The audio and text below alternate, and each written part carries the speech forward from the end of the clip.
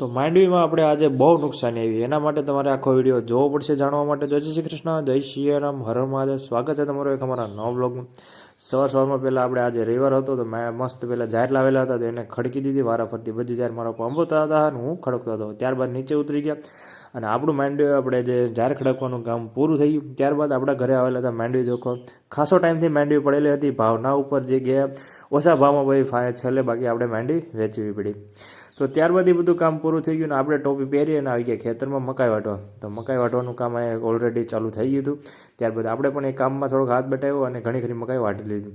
પણ એ બધી મકાઈ હારવા માટે પહેલાં આપણે જવું જોશે ટ્રેક્ટર લેવા. ટ્રેક્ટર લઈને પાછું અહીંયા આવવું જોશે. તો પહેલાં ટ્રેક્ટર લઈ અને અમે નીકળી ગયા ખેતર બાજુ. તો ફાઇનલી અહીંયા ખેતર પહોંચી ગયા અને અમારા મમ્મી અહીંયા લાર મકાઈ ભરવા લાગ્યા. મકાઈ ભરતા ભરતા અમે થોડોક વિડીયો ઉતારી લીધો. ત્યારબાદ આખું ટ્રેક્ટર ભરાઈ ગયું. અને મળીએ કાલે એક નવા વ્લોગમાં. તમને અમારા વ્લોગ કેવા લાગે કમેન્ટ બોક્સમાં જરૂર